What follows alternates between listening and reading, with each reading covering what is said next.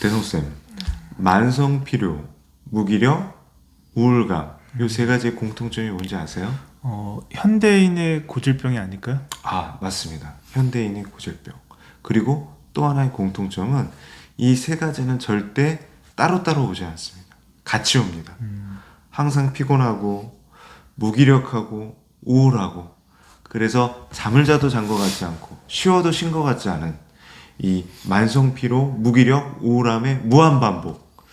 혹시 주변에서 이러한 세 가지 어려움으로 고생하는 학생들을 혹시 보신 적 있으세요? 학생들 많이 있죠. 제가 예전에 스터디 카페에 갔더니 고등학교 학생들이 에너지 음료 혹은 바카스 이런 걸 각성제를 막 먹고 있더라고요. 사실은 대성쌤도 이런 세 가지 증상 경험해 보셨을 거 아니에요. 저도 많이 겪었죠. 도대체 원인이 뭘까요?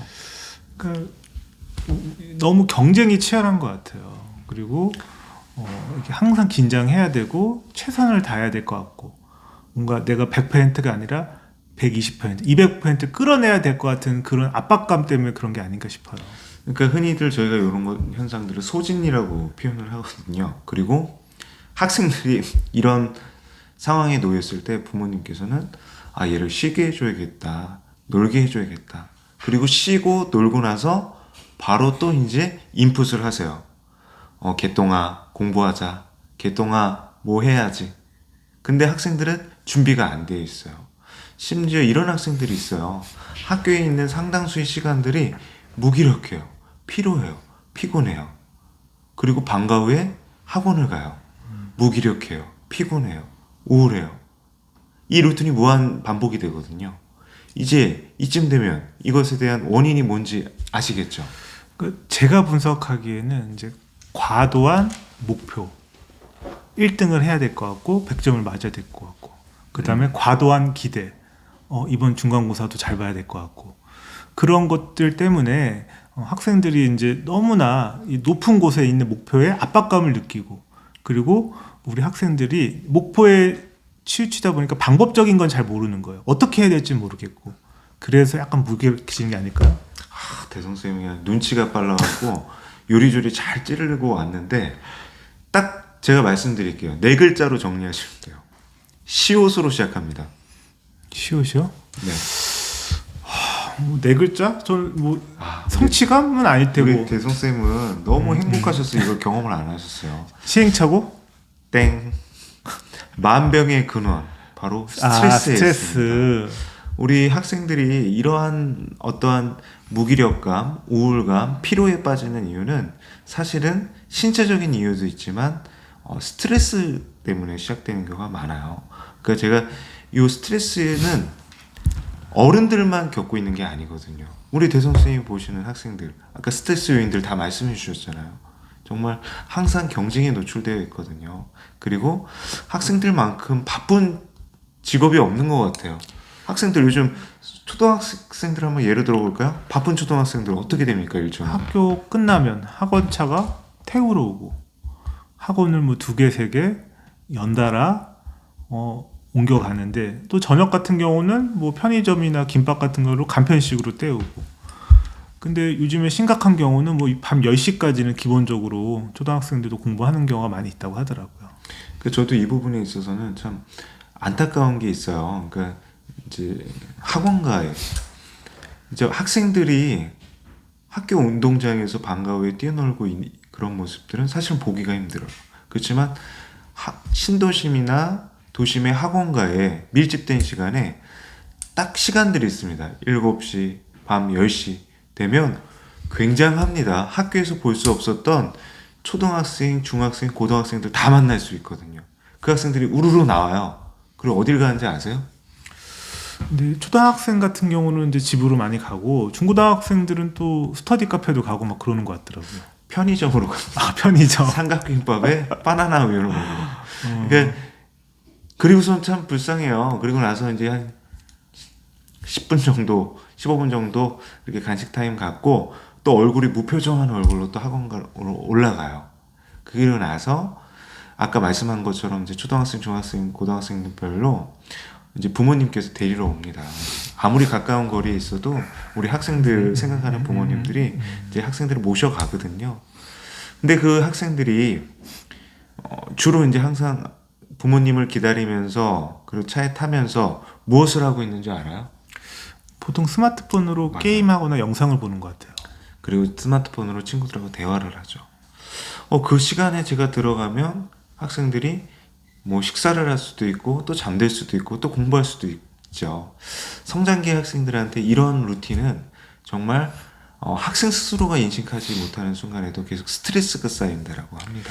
그리고 근데 제가 생각하는 거는 우리 아이들이 여러 가지 원인에 의해서 공부나 학업 성적이 안 나올 수가 있어요. 근데 시험 성적이 안 나오면 아이들한테 죄책감을 주게 하는 발언, 그리고 부모님이 이렇게 희생을 하는데 너는 이거밖에 못하냐, 그럼 아이 입장에서 나는 죄인이 된 거고 내가 나쁜 행동을 한 것 같고, 그런 심리적인 기분이 쌓이고 쌓이면 우울할 수밖에 없지 않을까라는 생각이 듭니다. 그렇죠. 그러니 신체적인 피로도 있지만 사실은 또 학원 끝나면서 부모님들이 이제 우리 학생 돌아가는 차 안에서 하는 말들이 정해져 있거든요. 오늘 공부 잘했어? 오늘 어디만큼 배웠어? 오늘 쪽지 시험 몇 점이야? 얼마나 숨 막히겠어요. 근데 제가 이제 이런 말씀을 드리지만 사실 저 또한 똑같은 학부모의 모습을 갖고 있었던 것 같아요. 이제 지나고 나면 후회하는데 그 순간에는 도저히 멈출 수가 없죠.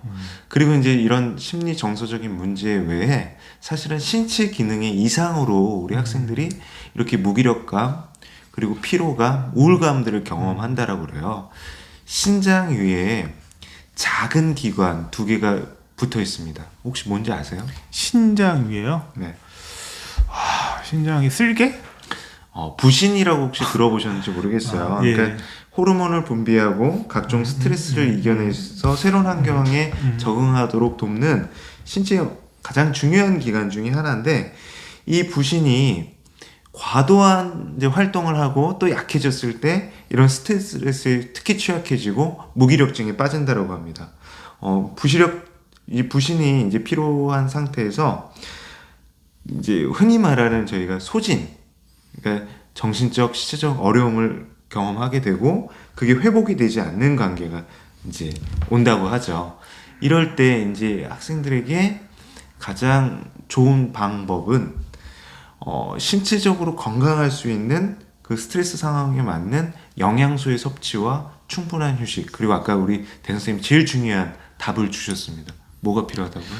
그러니까 단순히 이제 쉬는 거는 이제 1차적인 회복이고, 근본적인 회복을 위해서는 주변의 과도한 기대 혹은 본인 스스로 옥죄 있는 그 심리적인 상태를 개선을 해야 될 것 같아요. 그래서 그렇죠. 우리 학생이 단순히 쉰다고 해서 그 기존에 나한테 스트레스를 주던 환경이 바뀐 게 아니잖아요.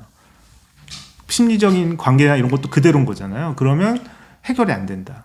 다시 학교로 복귀하고 공부를 할 때는 또 똑같은 상황이 반복되기 때문에 저는 이런 상황이 있는 아이라면 단순히 아이만 상담받을 게 아니라 부모님도 함께 상담을 받으면서 혹시 나는 좋은 뜻으로 우리 아이를 사랑해서 잘 해주고 싶은 마음에 우리 아이를 최대한 헌신했는데 이게 거꾸로 우리 아이 망칠 수도 있다라는 그런 생각을 가져보는 게 어떨까 싶습니다.